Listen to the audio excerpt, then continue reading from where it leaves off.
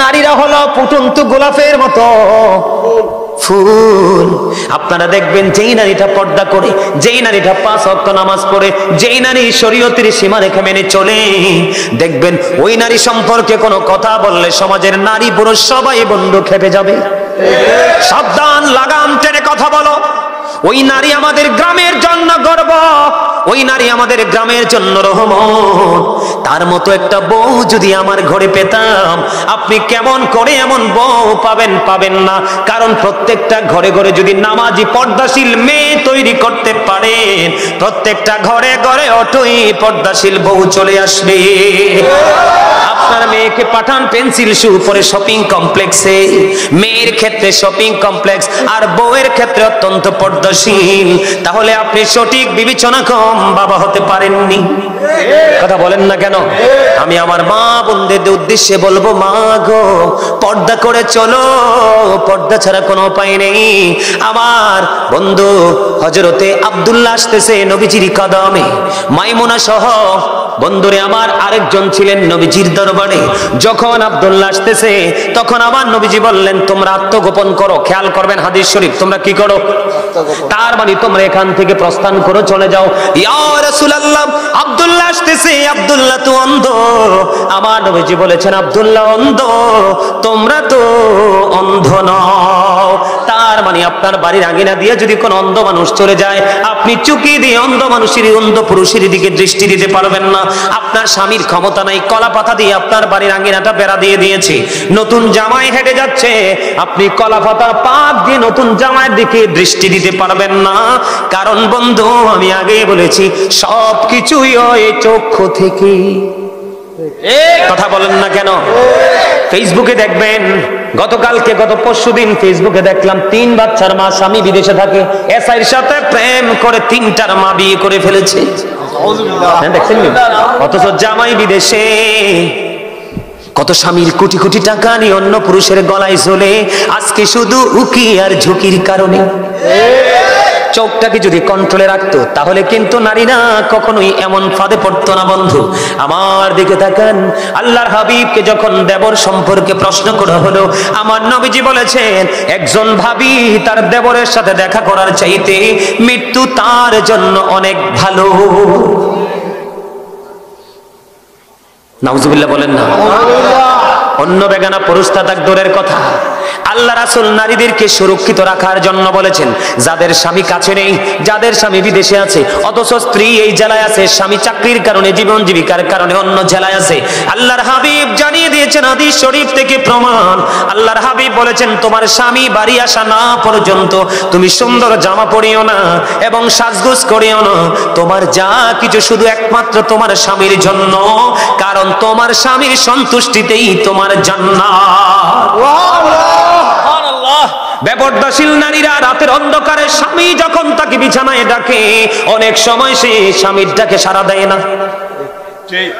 এটা আমার কথা নয়, হাদিস শরীফের কথা। বন্ধু আপনার আমার দিকে তাকান, আল্লাহর হাবিব জানিয়ে দিয়েছেন, কোন নারীকে তার স্বামী সারাদিন পরিশ্রম করলো, জীবন জীবিকার তাগিদে তার জন্য, তার ফ্যামিলির জন্য ঘুরলো, রাতের অন্ধকারে সে যখন বিছানায় গেল, স্ত্রীকে আদর করে কাছে ডাকলো, স্ত্রী মুখটা ঘুরিয়ে অন্যদিকে চলে গেল, স্বামী কলিজাটা ফাইটা খান খান হয়ে গেল, আমার আল্লাহ সঙ্গে সঙ্গে লানতের ফেরেশতা ওই নারীর জন্য পৃথিবীর বুকে পাঠিয়ে দেয়। ওই যতক্ষণ না পর্যন্ত সকাল না হয়, ওই রাত্র থেকে ওই নারীটাকে শুধু ফেরেশতারা লানত দিতে থাকে, ওই নারীকে অভিশপ্ত বলে ঘোষিত করা হয়। জোরে জোরে নাউজুবিল্লাহ।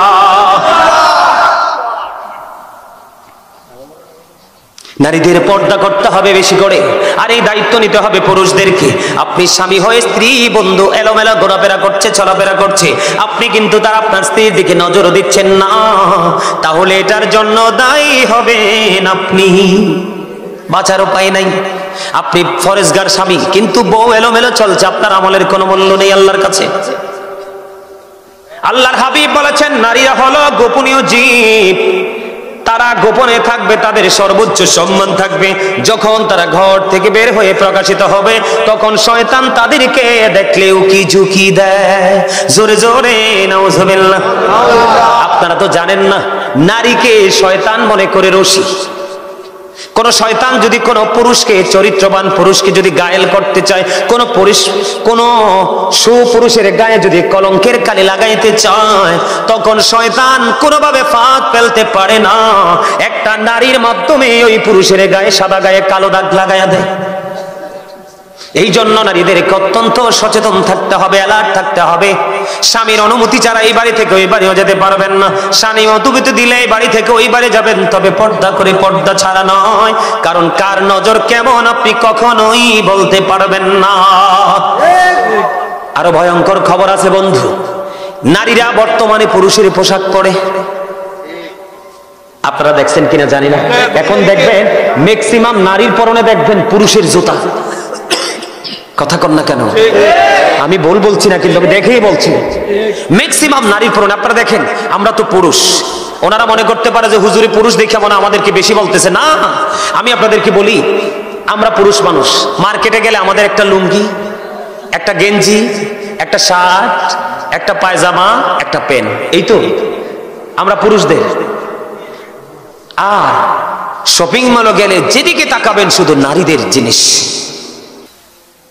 কতটা ধ্বংস হয়েছে নারীরা, কতটা পথভ্রষ্ট হয়েছে তারা, কতটা অভিশপ্ত হয়েছে, কতটা লানত প্রাপ্ত হয়েছে।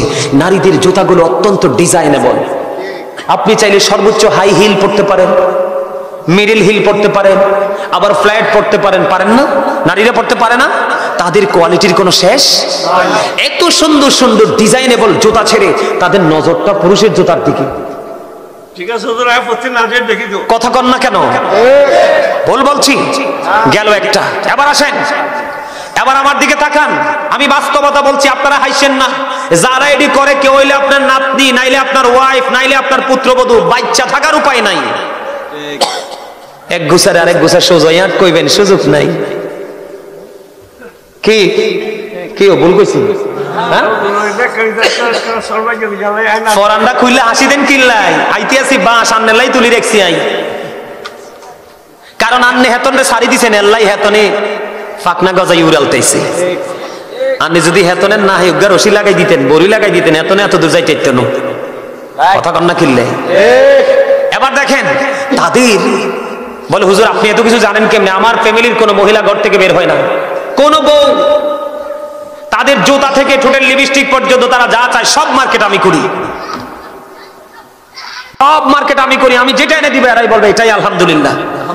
আমি নারীদের, আমাদের আইটেমের চাইতে নারীদের আইটেম আমার মুখস্থ। আমি আমার জিনিসটা ভালো করে কিনতে পারবো না, কিন্তু মহিলাদের জিনিসটা আমি চিনে বুঝে ভালো করে কিনতে পারবো। কারণ আমার এক্সপিরিয়েন্সটা এত হার্ড হয়েছে, কারণ আমাদের জয়েন্ট ফ্যামিলি, অনেক বড় পরিবার। কথা কি বুঝতে পারছেন আমা? নারীদের এত সুন্দর সুন্দর 3 পিস, 1 পিস, 2 পিস আছে না নাই? কথা কন না কেন? কত ধরনের পায়জামা সব ছেড়ে দিল বন্ধু। আফসোস লাগে, দুঃখজনক হলেও সত্য। ছেলেদের একটা জিন্স প্যান্ট তার লোভটা সামলাতে পারলো না। ম্যাক্সিমাম নারীর পরনে দেখা যায় জিন্স প্যান্ট।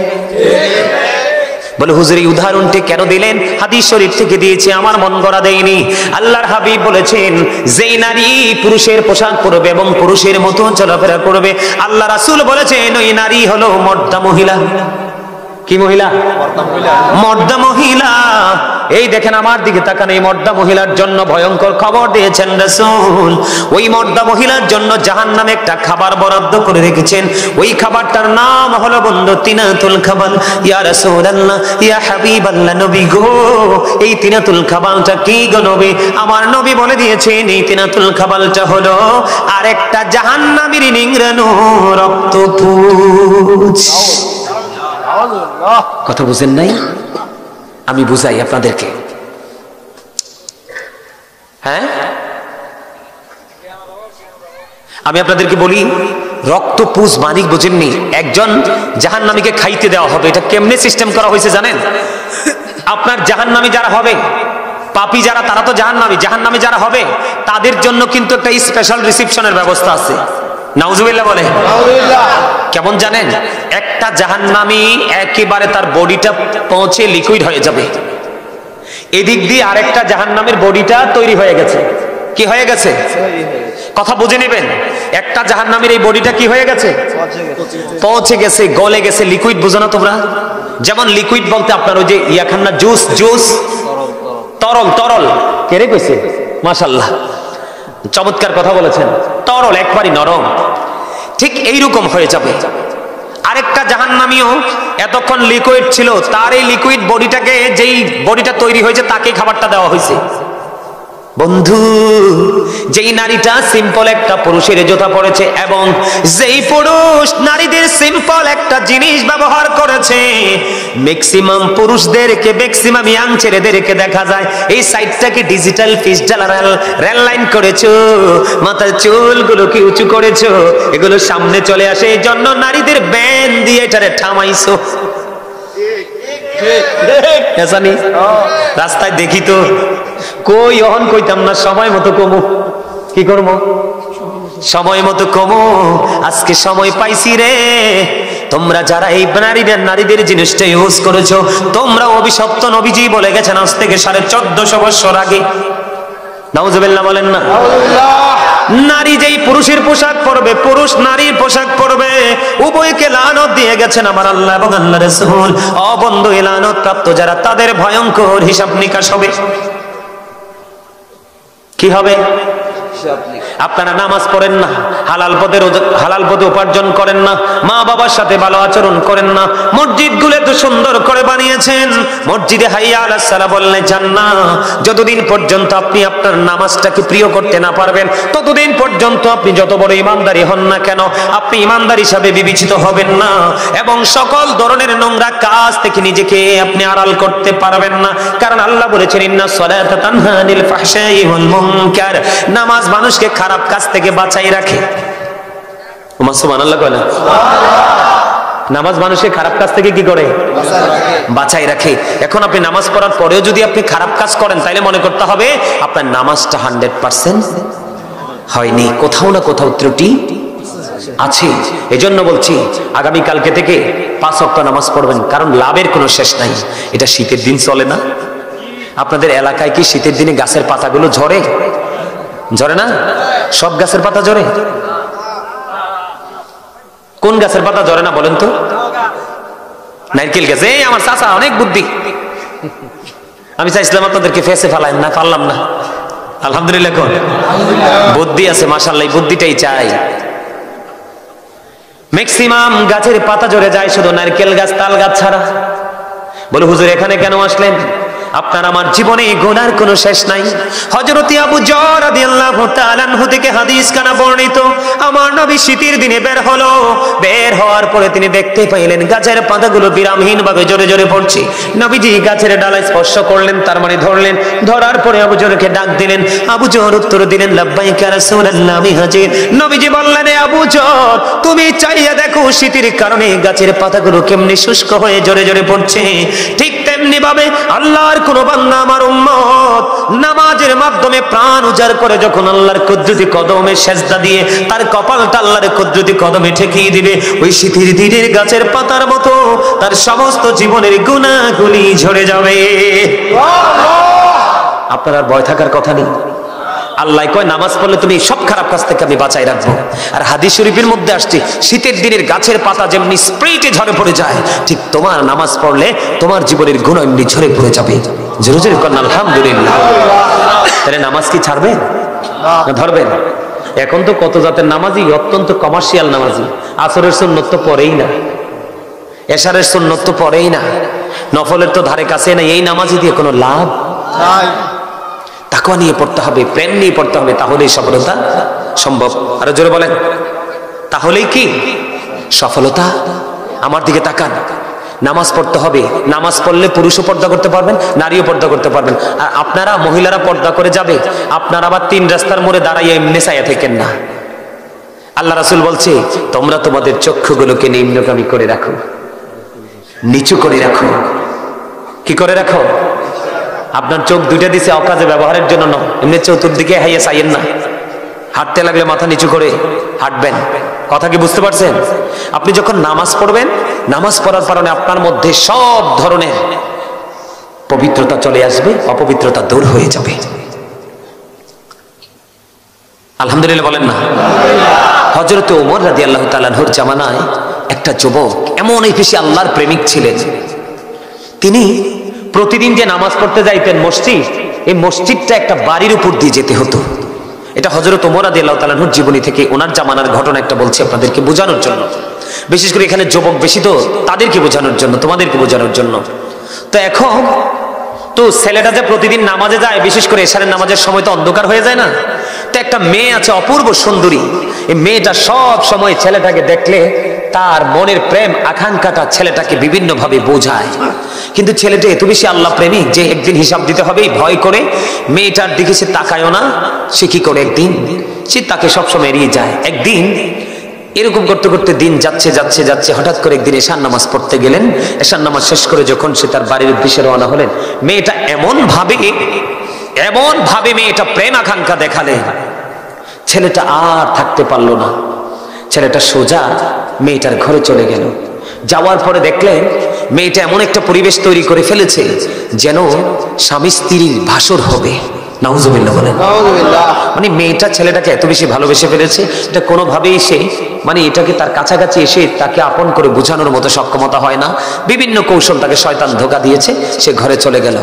যাওয়ার পরে বন্ধু যখন এই পরিবেশটা এত ভয়ঙ্কর হয়ে গেছে, হঠাৎ করে ছেলেটার অন্তরে ওই যে কিয়ামতের দিনের কথা বন্ধ মনে হয়ে গেল। ওই যে সূর্যটা মাত্র 1.5 হাত উপরে থাকবে, সূর্যের কিরণে মাথার মগজটা টকবক টকবক করে উতরাবে, কান পর্যন্ত ঘাম এসে যাবে, চারপাশ বন্ধু দুর্গন্ধময় হয়ে যাবে, সহ্য হবে না। ছেলেটার ওই দিনের কথা মনে হলো। চিন্তা করতে করতে মেয়েটার ঘরের মধ্যে বন্ধু ছেলেটা বেহুশ হয়ে গেল। আল্লাহু আকবার বলেন না। ছেলেটা বেহুশ হয়ে গেল।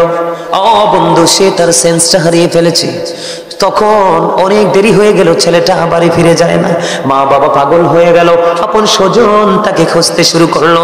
মেয়েটাও লজ্জায় পড়ে গেছে, কেমন করে বলবে তার ঘরে। খুঁজতে খুঁজতে খুঁজতে খুঁজতে মেয়েটার ঘরে গিয়ে ছেলেটাকে অচেতন অবস্থায় পাইল। এখান থেকে উঠিয়ে ছেলেটাকে বন্ধ বাড়ি নিয়ে গেল। নিয়ে যাওয়ার পরে আল্লাহর কুদরতে ছেলেটার গান ফিরে আসলো। ফিরে আসার পরে ছেলেটাকে প্রশ্ন করলো, বাবা গো বলো না তুমি কেমন করে ঘরে গিয়েছিলে, আবার কেনই বা তুমি বেহুশ হয়ে গেছো? এবার ছেলেটা রেখে দেখি বলল, উপস্থিতি সবার সামনে বলল, আমি যখন এই প্রতিদিন নামাজ পড়তে যেতাম মেয়েটা সব সময় আমাকে প্রেম আকাঙ্ক্ষা দেখাতো। আমি আজকে নামাজ পড়ে আসার সময় কেমন করে যে মেয়েটার ঘরে চলে গেলাম এটা আমি উপলব্ধি করতে পারিনি, কিন্তু যাওয়ার পরে যে পরিবেশটা নোংরা সেটা আমি বুঝতে পেরেছি। এখান থেকে কেমন করে যাব, আমার পরকালের চিন্তা আমার হৃদয়ে চলে আসলো। সেই দিনের বন্ধু তো কেউ নাই রে, কে আমাকে সুপারিশ করবে? ভয় আমার হৃদয়ে রাজ্য তোলপাড় শুরু করে দিল। চিন্তা করতে করতে আমি বেহুশ হয়ে গেলাম। পুরো বিস্তারিত ঘটনাটা খুলে বলতে দেরি, মা বাবা আপন স্বজনের সামনে ছেলেটা চিরদিনের জন্য নিদ্রায় শায়িত হয়ে গেল। তার মানে ছেলেটা মৃত্যুবরণ করলো। ইন্না লিল্লাহি ওয়া ইন্না ইলাইহি রাজিউন। বন্ধু ছেলেটা যখন মারা গেল বুঝেনি মা বাবার কেমন অবস্থা হবে। তাৎক্ষণিকভাবে বন্ধু তাকে জানাজা করে কবরে দাফন করা হলো। সকাল যখন হলো, সকাল হতে না হতেই ওমর রাদিয়াল্লাহু তাআলা আনহুকে খবর দেওয়া হলো। তিনি খবর দেওয়ার পরে জলদি ছুটে আসলেন। আসার পরে বিস্তারিত ঘটনা শুনলেন। এবার তিনি বললেন, জলদি চলো ওই ছেলেটার কবরের পার চলো, জলদি করে সবাইকে নিয়ে কবরের পারে চলে গেল। কবরের পারে চলে যাওয়ার পরে হযরত ওমর ওই ছেলেটার জন্য দোয়া করে দিলেন এবং তিনি ওই কবরের পারে দাঁড়িয়ে দাঁড়িয়ে সবাইকে বলতেছেন যে পাপ করতে গিয়ে, অপরাধ করতে গিয়ে কাল কিয়ামতে হিসাব দিতে হবে, চিন্তা করে সে পাপ থেকে দূরে আসতে পারে, ওই ব্যক্তির জন্য আল্লাহ রাব্বুল আলামিন তার কবরে যাইতে দেরি তার জন্য 2টা জান্নাত বরাদ্দ করে দেয়। দুইটা জান্নাতের শোক তার কবরের মধ্যে বরাদ্দ করে দেয়।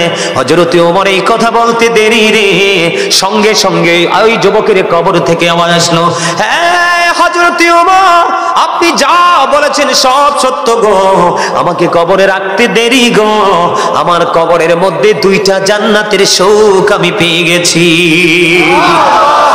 নামাজ মানুষকে এইরকম চরিত্রবান বানায়। তোমাদেরকে বোঝানোর জন্য আমি কথাগুলো বলছি, একটু বুঝে নিতে হবে। সর্বশেষ আলোচনা করবো না, অনেক সময় হয়ে গেছে। ভাবছিলাম মাত্র 30 মিনিট আলোচনা করবো। কত মিনিট? মাত্র 30 মিনিট, এখন 2 ঘন্টা হইবে একটু পরে। আমার দিকে তাকান, আমি আপনাদেরকে কি বলি, এই যে যতগুলো কথা বললাম আমলের জন্য বললাম না? এগুলো বাস্তবে বাস্তবায়ন করার জন্য বললাম না? কথা বলেন, বললাম না? সম্মানিত উপস্থিতি, মনে রাখবেন ওই যে দেহ এবং রুহের কথা বলেছিলাম, মনে আসেনি? কথা কর না কেন? আমি কিন্তু ওই যে দেহ থেকে আত্মাটা আলাদা হলেই মৃত্যু বলে বিবেচিত হব, এখানে এসেই কিন্তু আমি অন্যদিকে ঘুরে গেছিলাম, মনে আছে? এখন দেহ থেকে দেখুন আত্মাটা আলাদা হয়ে যাবে, আপনাকে আমাকে মৃত বলে ঘোষণা করা হবে, তখন আপনাকে আমাকে কোথায় নিয়ে যাওয়া হবে? কবরে। কোথায়? আপনাদের যার যার পছন্দের গোরস্থান আছে সেই গোরস্থানেই নিয়ে যাওয়া হবে, তাই না? বন্ধুরে আমার, ওই গোরস্থান সম্পর্কে নবীজি বলে দিয়েছেন, আল কবরু রাওজাতুম মিন রিয়াদিল জান্নাতি আও হুফরাতুম মিন হুফারিন নার। আল্লাহর হাবিব বলে দিয়েছেন কবরটা দুইটা রূপে রূপান্তরিত হবে। কয়টা? কথা বলেন না, কয়টা? দুইটা রূপে রূপান্তরিত হবে কবর। বলে হুজুর কেমনে বলেন না? একটা হবে জান্নাতের বাগান আর একটা হবে জাহান্নামের গর্ত। আজকে যারা জান্নাতের বাগান এসেছেন, আলোচনা শুনেছেন, আগামী কাল থেকে আপনারা যদি মনে মনে সিদ্ধান্তটাকে পাল্টাতে পারেন যে এতদিন একজন মানুষ ছিলাম, কি ছিলাম? এতদিন একজন মানুষ ছিলাম, আজকে গাজী সুলাইমানের আলোচনা শুনলাম, আরেকটা মানুষ হিসেবে নিজেকে রূপান্তরিত করলাম। ওয়াল্লাহি আল্লাহর কসম করে বলছি রে, আপনার জীবনের সব গুনাহ মালিক ক্ষমা করে দিবে। কারণ আল্লাহ চায় না একটা বান্দা জাহান্নামে যাক। বান্দা শুধু নিজের পায়ে নিজে কুড়াল মেরে জাহান্নামে যাবে। কোরআন শরীফের সূরা ইউনূসের 44 নম্বর আয়াতে আল্লাহ বলেছেন, ইন্নাল্লাহা লা ইয়াযলিমুন নাসা শাইয়্যা ওয়ালাকিন্নান নাসা আনফুসাহুম ইয়াযলিমুন। আল্লাহ বলে দিয়েছেন, আল্লাহ আল্লাহর দাসের উপর অত্যাচার করে না, বান্দার উপর অত্যাচার করে না, বান্দা নিজেই নিজের উপর অত্যাচার করে। কি তারা কিতা কইছেন চিননি? তারা সুবহানাল্লাহ কইছেন। কই যাইতাম আই? সিটাঙ্গের মানুষ তো একটি, এই জায়গার মানুষ এত দুর্বল কেন? আই কই দেখতাম না। আরেকবার আইলে যান দেখি আপনারা সব একটি ইনশাআল্লাহ। ওমা আমি নত কইতে পারে না, জোরে কর না আমি, আরো জোরে, আরে আরো জোরে। সেতাইলে সেতাই নাইলে দুর্বল হইতাই। ঠান্ডায় উদাই গেছে, দাদাই কইছে বাইনতো দান, বাইনতে আছে ও দাদা, ঠিক কিনা? হ্যাঁ, দেহি খালি বাড়াই বানে চালতো হয় না, কিল্লাই দইরা দেখে উদা, ঠিক না? ঠিক। কি মনে করছেন? যখন তোমার কেউ ছিল না তখন ছিলাম আমি, এখন তোমার সব হয়েছে, পর হয়েছি আমি। যখন তোমার কেউ রবে না রব শুধু আমি, আমার কাছে আসতে হবে মনে রেখো তুমি। তোরা চাসনি কিছু, তোরা চাসনি কিছু কারো কাছে খোদার মদদ ছাড়া, অন্যের ওপর ভরসা ছেড়ে নিজের পায়ে দাঁড়া। বুঝেন নাই কিচ্ছু, আগাও বুঝেন নাই, গোড়াও বুঝেন নাই। আপনি কি অন্যের আলগা পাও লাগায় হাঁটতে দৌড়তে পছন্দ করেন না, নিজেরটা দিয়ে? তার মানে বুঝাইছি আপনার নিজের আমল নিজে করে কবরে যাইতে হবে। আপনি চলে যাওয়ার পরে হাদিয়া পাঠাবে না, কইব কবর পার যাইতাম না, বেদাত। কি মূর্খ মৌলবী সংখ্যা বাড়িতেছে না? কবে যাইস না কবরে পার, কিল্লে যাবি দে বেদা। নাউজুবিল্লাহ কোন আরে জোরে। আল্লাহর প্রতি শহীদ যারা উচ্চ তাদের শান, মহান খোদা করেন তাদের এমন জীবন দান। রূহ তাদের বানাইয়া সবুজ বরণ পাখি, জান্নাতুল ফিরদাউস বিছিয়ে দেন যতনে রাখি। সেথায় থাকি খাই তাহারা জান্নাতি ফলমূল, উড়ে বেড়ায় রয় হামেশা খুশিতে মশগুল। মারহাবা কর না, আরে আরে জোরে। কি মনে করছে? আজকে মানুষ দিন থেকে, আমল থেকে, সুন্নাহ থেকে দূরে, তার কারণ মানুষ অনেক বেশি পৃথিবী লোভী। সূরা আলে ইমরানের 185 নম্বর আয়াতের শেষ অংশে আল্লাহ বলেছেন, আমাল হায়াতুদ দুনিয়া ইল্লা মাতাউল গুরুর। এই দুনিয়ার জীবন, পৃথিবীর জীবন একটা ধোঁকা, প্রতারণা। বলছে কে? আল্লাহ। এই ধোঁকার মধ্যে থাইকা ধন দৌলত জোগাইয়া রাখিয়া যাবেন সন্তানের জন্য। কোরআন শরীফের 19 পারা খোলেন, সূরা শুআরা 88 নম্বর আয়াতে আল্লাহ বলেছেন, ইয়াউমা লা ইয়ানফাউ মালু ওয়ালা বানুন। ধন সম্পদ সন্তান সন্ততি কিচ্ছু কাজে লাগবে না। কার জন্য করছেন? কার জন্য করছেন বলেন? আমরা নির্বোধ, আমরার কোনো চিন্তা নেই, এই জন্য আমরা এই কাজগুলো করছি। এই আল্লাহ বলেছেন, আল্লাহ আল্লাহর বান্দার উপর জুলুম করে না, বান্দা নিজেই নিজের উপর জুলুম করে। আল্লাহ যারা জুলুম করে, আল্লাহ বলেছেন, আল্লাহু লা ইউহিব্বুজ জালিমিন। আল্লাহ জালিমদেরকে পছন্দ করেন না। ওয়া লিজ জালিমিনা মিন আনসার। যখন তারা বিপদে পড়বে, আল্লাহ তাদের জন্য কোনো সাহায্যকারীও রাখে না। তাদের কোনো হেল্প করার কেউ থাকে না। এই আলোচনা শেষ, আমার দিকে তাকান। যাবেন কোথায়? কবরে। আমরা যাব কোথায়? আল্লাহ কয় হিসাব করে আইসো কবরে। কি করে? হিসাব করে আইসো কবরে। দুনিয়াতে তো টেলিফোন দিয়া, মামা দিয়া, টাকা দিয়া, বিড়ি দিয়া, সিগারেট দিয়া, 500 টাকা দিয়া হাতে পায়ে ধরে রাস্তা একটা যদি বন্ধ হয় আরেকটা বের করতে পারো? পারো না? আবার লুকাইতেও পারো অপরাধ করার পরে, পারো না? কোরআন শরীফের 30 পারা সূরা ইনফিতরের মধ্যে আল্লাহ বলেছেন, ওয়া ইদাল কুবুরু বুসিরাত আলিমাত নাফসুম মা কদ্দামাত ওয়া আখরাত। জোরে জোরে আল্লাহু আকবার। আল্লাহ কি কইছে বুঝছেন নি? আল্লাহ কইছে কবরটা যখন উন্মোচিত হয়ে যাবে, ওপেন হয়ে যাবে, আপনি আমি আমরা প্রত্যেকেই তোমরা দেখতে পারবে, জানতে পারবে কে কি করেছো আর কি করনি। বাঁচার উপায় আসেনি? কথা কন না কেন? বাঁচার উপায় আসেনি? ওপেন থাকবে, চোখের সামনে থাকবে। কারণ আপনারা তো দোকানের সামনে সিসি ক্যামেরা লাগাইলে, শপিং মলে লাগাইলে, শহরে লাগাইলে ভয় পান, কিন্তু চিরস্থায়ী 2টা সিসি ক্যামেরা যে আপনার সাথে আছে এটার খবর কিন্তু। আমি গজল গজল গাইতে no, I am really sorry. ওয়াজ করে লই আগে কিটারে, এখন প্রেমের মানুষ নাই, শেষের দিকে গাইলে হবে। কি কোন? আরে নাই মিয়া, একটাও দেখি না প্রেমের মানুষ। শুক্রবারের দিন জুমার আগে নিয়ে যায় সুন্নত নামাজ পড়ে না, জুমার পরেও নফল পড়ে না। খুতবা দেওয়ার সময় মনে হয় যে যুদ্ধ শুরু হয়েছে, কার আগে কে যাবে, প্রস্রাব করে পানিও খরচ করে না। ইমাম সাহেব খুতবাটা হাতে নিয়ে যখন শুরু করবে, আলহামদুলিল্লাহ আলহামদুলিল্লাহ নাহমাদুহু ওয়া নাস্তাঈনুহু ওয়া নাস্তাগফিরুহু, এবার দেখবেন লেংটি ফালায় দৌড় দেয়। কথা কন না কেন? আমি একটু রাগ রাগ লাগে আমার কাছে। হাসি দেন, হাসি দেন। ওই তো হাসি দিছে, মারহাবা কোন? আরো জোরে। ওয়াজও শুনবো, ওয়াজও করবো, আমরা মজাও করব, যেন আমাদের মধ্যে কোনো ক্লান্তি না আসে। কারণ ক্লান্তি আসলেই তো ওয়াজের মজা শেষ। কথা কি বুঝে আসে? আপনাদের খতিব সাহেব আমার সামনে আছে, যদি আমি চলে যাই ওনাকে স্পেসিফিক ভাবে প্রশ্ন করবেন। আপনারা যখন খুতবা দেওয়ার সময় মসজিদে যান, আপনারা কপালটা তখন পোড়াইয়া যান। বলে কেন? ইমাম সাহেব যখন খুতবা দেওয়ার জন্য দাঁড়িয়ে যায়, প্রতিদিন যে প্রত্যেকটা জুমার দিনে যে মুসল্লিগুরু আছে 1-2 করে রোল নাম্বার অনুযায়ী কিন্তু একটা নোটবুক, একটা এন্ট্রি করা হয়। ফেরেশতাদেরকে দিয়ে আল্লাহ এন্ট্রিটা করান প্রত্যেক জুমার দিনে। কারণ এটা একটা বান্দাদের জন্য জুমার দিনটা সাইয়্যিদুল আইয়াম, শ্রেষ্ঠ দিন। ঈদুল ফিতর, ঈদুল আজহার দিনের চাইতেও জুমার দিনটা দামি, এই জন্য পাঠান। যখন ইমাম সাহেব খুতবা দেওয়ার জন্য মিম্বরে দাঁড়িয়ে যায়, তখন ওই ফেরেশতাদের নোটবুকটা বন্ধ করে তারাও খুতবা শোনার জন্য দাঁড়িয়ে যায়। আওয়াজ করে বলেন আল্লাহু আকবার। আপনি নামাজ পড়লেন ঠিকই, কিন্তু নামাজির খাতায় নাম ওঠেনি, তো কপালটা পড়ছেন না।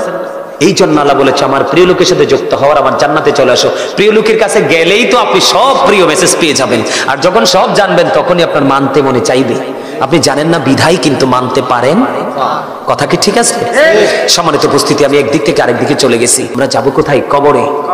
আল্লাহ বলেছেন, যখন তুমি অপরাধীরা যখন বিপদে পড়বে, আমি তাদের জন্য কোনো সাহায্যকারী আল্লাহ রাখেননি। এবার দেখেন, এই কিন্তু আপনি যে ওখানে যাবেন দৌড়ে পালাতে পারবেন না। কি করতে পারবেন না? ওই যে 2 সিসি ক্যামেরার খবর নাই, কিন্তু দুনিয়ার সিসি ক্যামেরা দেখলে ঠিকই আমরা ভয় পাই। 2টা সিসি ক্যামেরা আছে, জানেন নি এটা? নাম কি? কেরামান কাতিবিন কাঁদে বসিয়া সকল কর্ম লিখিতেছে হুকুম নিয়া, আল্লাহর হুকুম নিয়া। 40 কদম হাটিয়া আসবে রে সজন, মুনকারে নাকির হাজির হইবে রে তখন। অস্বীকার করা যাবে? কোন সুযোগ নাই। চিরস্থায়ী সিসি ক্যামেরা দিয়ে সবকিছু ধারণ করা হচ্ছে, আপনি কি করছেন আর কি করছেন না। ঠিক না? ঠিক। এদিকে তো এটা আছেই। আল্লাহ আবার স্পেশালি ঘোষণা দিয়েছে, ইন্না বাতশা রাব্বিকা লাশাদীদ। আল্লাহ বলেছেন, the seizing of Allah is difficult. আল্লাহর ধরা, আল্লাহর পাকড়াও বড় শক্ত, বড় কঠিন। আল্লাহ বলেছেন, ইন্নাল্লাহা সারিউল হিসাব। Allah is quick to take account. Allah হিসাব গ্রহণে অত্যন্ত তৎপর। কথা কিন্তু বুঝে নেবেন, আল্লাহ কিন্তু বলছে, আমি আমার আল্লাহর বান্দার উপর জুলুম, বান্দা নিজেই নিজের উপর জুলুম। যারা জুলুম করে আল্লাহ তাদেরকে পছন্দ করেন না। তারা যখন বিপদে পড়ে আল্লাহ তাদের জন্য কোনো উদ্ধারকারীও রাখেন না। আল্লাহ কিন্তু আগেই জানাই দিয়েছে খবর, আপনি জানেন না এটা আপনার দোষ, আপনি জানেন না এটা কার দোষ। এই একদিকে দোষ, আরেকদিকে আল্লাহ বলেছেন এটা তো আছেই, তোমরা কিন্তু এমনি এমনি ছেড়ে দিব না। আল্লাহ বলেছেন, ইন্না বাতশা রাব্বিকা লাশাদীদ। আল্লাহর পাকড়া বড় শক্ত, আল্লাহ ধরবে খুব শক্ত ভাবে। হিসাবটাও নিবি খুব শক্তভাবে। দুঃখজনক হলেও বন্ধু সত্য রে, ওই যে পর্দাশীল বেপর্দাশীল পুরুষ এবং নারী, বেনামাজি, অন্যায় অপরাধ করনেওয়ালা বান্দা বান্দিগুলো সবগুলো মিলে তারা পাপী হয়ে গেল। ও বন্ধু, তাদের জন্য কত ভয়ঙ্কর খবর দেখেন। এই জাহান্নামীদের জন্য সবচেয়ে কম আযাব হলো তার পায়ের মধ্যে আগুনের এক জোড়া জুতা বানাই দেওয়া, পরাইয়া দেওয়া হবে। নাউজুবিল্লাহ, যেরকম না নাউজুবিল্লাহ। আগুনের জুতা পরতে পারবেননি, পৃথিবীর আগুনের মতো নয় রে। হযরত আবু হুরায়রা রাদিয়াল্লাহু তাআলা আনহু বলে দিয়েছেন, আমার নবী বলেছেন, ওই আগুনের জুতা পৃথিবীর আগুনের মতো নয়। আল্লাহ রাব্বুল আলামিন 1000 বছর আগুনটাকে উত্তপ্ত করেছে। 1000 বছর তাপ দেওয়ার পর এটার রং হয়ে গেছে লাল। আল্লাহ কয় না না, এই যে 1000 বছর তাপ দিয়ে তো হিংস্র করেছে আগুন রে, এই হিংস্র আগুন দিয়ে হবে না, এটাকে আরো বেশি বৃদ্ধি করতে হবে। আল্লাহ আরো 1000 বছর তাপ দিলেন, আগুনটার রং হয়ে গেল বন্ধু সাদা। আল্লাহ বলেন না না, আগুনকে আরো হিংস্র করতে হবে। আরো 1000 বছর বন্ধু আগুনকে তাপ দিল, তাপ দেওয়ার পরে আগুনটা হয়ে গেছে কালো। এক এক করে 3000 বছর আগুনটাকে উত্তপ্ত করে একবারে হিংস্র করে বন্ধু আল্লাহ রাব্বুল আলামিন বরাদ্দ করে রেখেছে। কারণ বলে হুজুর আল্লাহ এত কঠিন কেন? আল্লাহ কঠিন হবে আপনার আমার কর্মের কারণে। আপনি সুদ খাইয়া আরেক ফকিরকে আরো নিঃস্ব করে দিয়েছেন।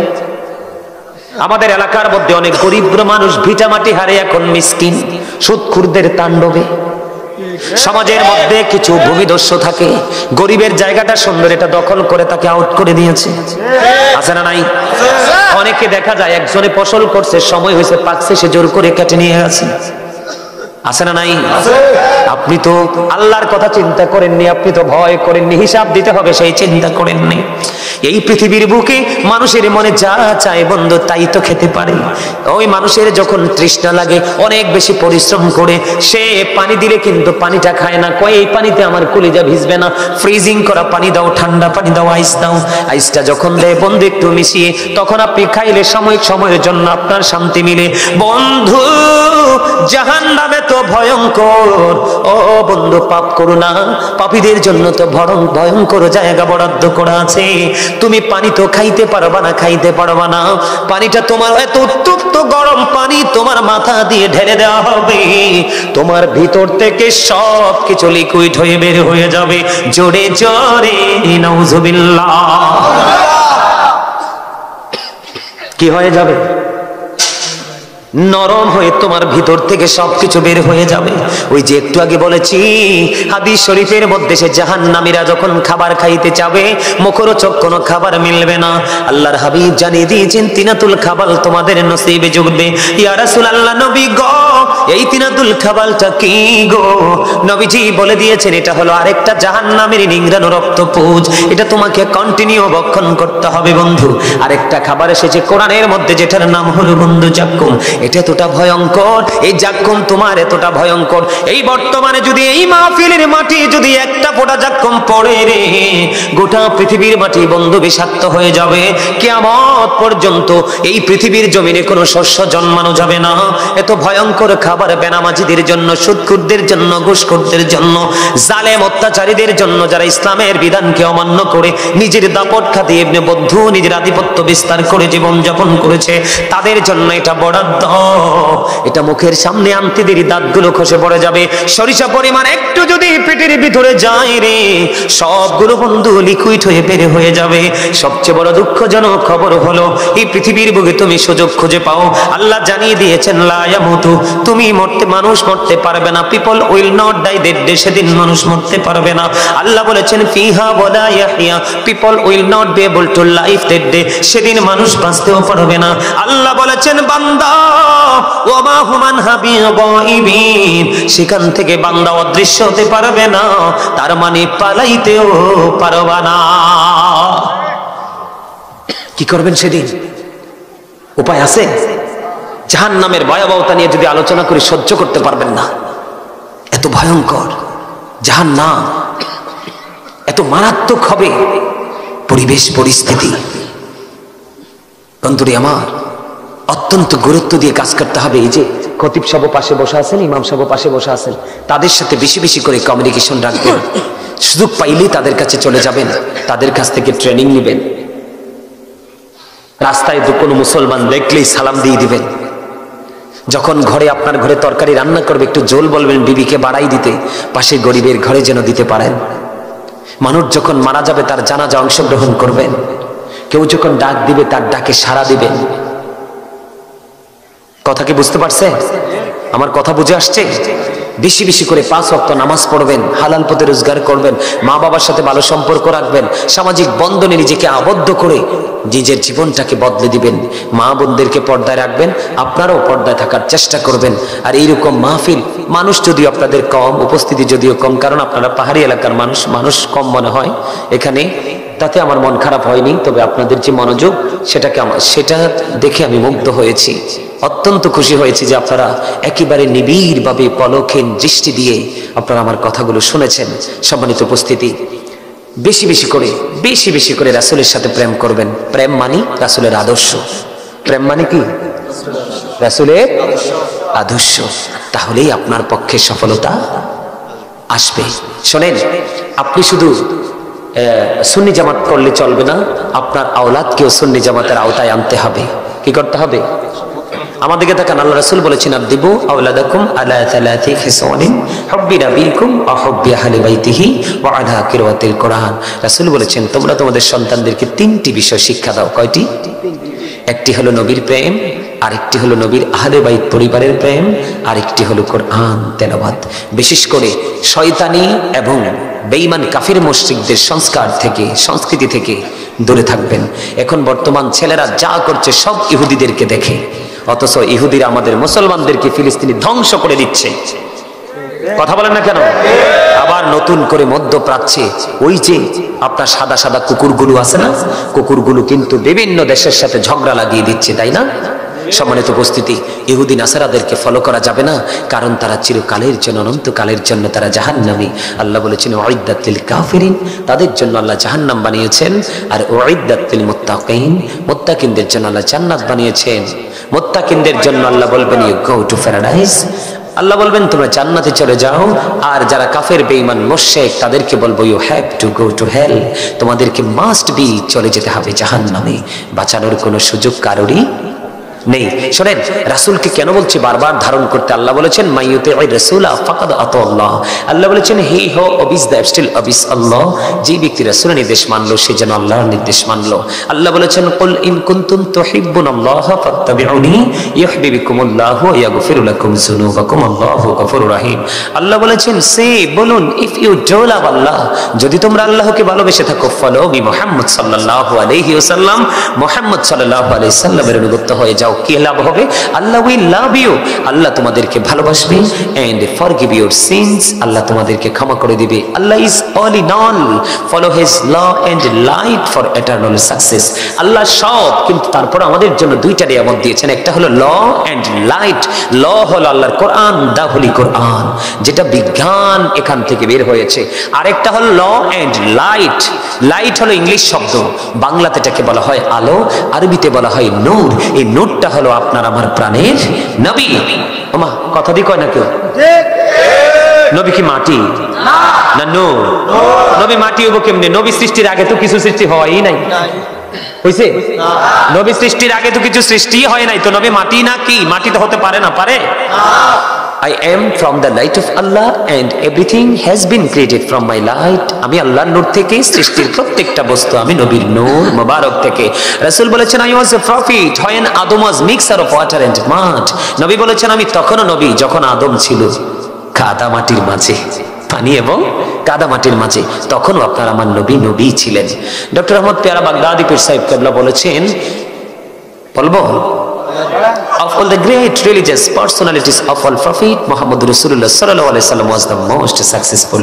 তিনি বলেছেন পৃথিবীর মধ্যে যত নবী রাসূল এসেছেন, রাজনীতি থেকে ইমামতি থেকে রাজনীতি পর্যন্ত প্রত্যেকটা জায়গায় আপনার আমার নবী সফল, সাকসেস। সুবহানাল্লাহ। আর জোরে আমেরিকার গবেষক মাইকেল এইচ হার্ট তিনি 100 জন প্রভাবশালীর তালিকা করলেন। তিনি বললেন the 100 A ranking of the most influential person in the history. তিনি বলেছেন 100 জন প্রভাবশালীর তালিকা তিনি করেছেন। 100 জন প্রভাবশালীর মধ্যে ইনফ্লুয়েন্সিয়াল দ্বারা আপনার আমার নবীকে সর্বশ্রেষ্ঠ বলে আখ্যায়িত করেছেন। আওয়াজ দিয়ে বলেন সুবহানাল্লাহ। সম্মানিত উপস্থিতি, বেঈমান কাফেররা পর্যন্ত নবীকে নিয়ে প্রশংসা করেছেন, কিন্তু দুঃখজনক হলেও সত্য, আমাদের দেশে এলেম কালাম ছাড়া কিছু মৌলবী বের হয়েছে, নবী সম্পর্কে যা ইচ্ছা তা বলে, আল্লাহর ওলি সম্পর্কে যা ইচ্ছা তা বলে। ঠিক না ঠিক? আর যেটা বলেন